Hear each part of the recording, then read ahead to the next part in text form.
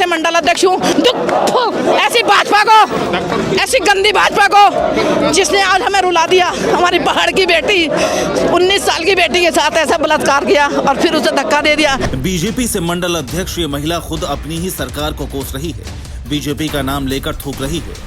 इसके आरोप बेहद गंभीर हैं। जी हाँ, रविवार को जब देहरादून में लोग सड़कों पर उतरे तो हरिद्वार से महिला प्रदर्शन में शामिल होने के लिए पहुंची और जब इसने कैमरे पर बोलना शुरू किया तो इतनी भावुक हो गई कि आंसुओं के साथ साथ इसका गुस्सा अपनी ही सरकार पर निकला। मैं हरिद्वार से आई हूँ, भाजपा से मंडल अध्यक्ष हूँ। ऐसी भाजपा को, ऐसी गंदी भाजपा को जिसने आज हमें रुला दिया। हमारी पहाड़ की बेटी 19 साल की बेटी के साथ ऐसा बलात्कार किया और फिर उसे धक्का दे दिया। मगर इन दरिंदों को पता नहीं था कि पहाड़ की देवी देवता भी होते हैं। वो ही बन के निकली है, नहीं तो 3 साल का मुद्दा कोई नहीं निकाल सकता। 3 साल का मुद्दा कोई नहीं। इन्होंने सोचा था कि ये मतलब मान जाएगी, मगर वो देवी बन के निकली है। 19 साल की बच्ची अपने रिसोर्ट, हमारे पहाड़ों में रिसोर्ट खोल रखा।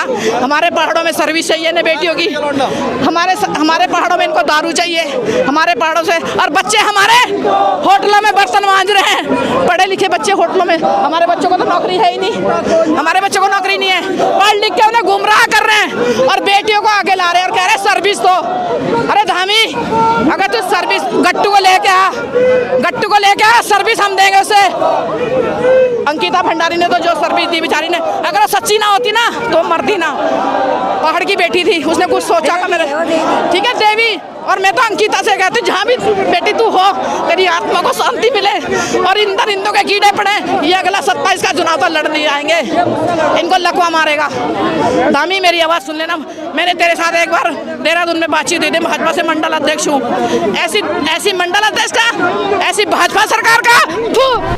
सोचिए, उत्तराखंड में पहाड़ की बेटी को इंसाफ दिलाने के लिए खुद बीजेपी के नेता सड़कों पर है। मुख्यमंत्री धामी को कोस रही है क्योंकि उत्तराखंड के लोग भी समझ चुके हैं कि किस तरह उनके ही नेता उनकी बेटियों के साथ दुर्व्यवहार करते हैं। इस महिला का गुस्सा भी इसी बात को लेकर है कि बाहर के बड़े बड़े नेता उत्तराखंड में आकर रिजॉर्ट खोलते हैं। उन्हीं रिजॉर्ट में उनके बच्चों को बर्तन मांजने का काम दिया जाता है और उनकी बेटियों को यही नेता लोग अपनी हवस का शिकार बनाते हैं। महिला गुस्से में कहती हुई सुनाई देती है कि अंकिता से स्पेशल सर्विस की मांग की गई और जब उसने मना किया तो उसे पहाड़ से धक्का देकर मार डाला गया। अब जिस तरह का माहौल अंकिता भंडारी को इंसाफ दिलाने के लिए बन रहा है, उससे साफ है कि उत्तराखंड की धामी सरकार के लिए मुश्किलें बढ़ने वाली हैं। Bureau report, P24 news.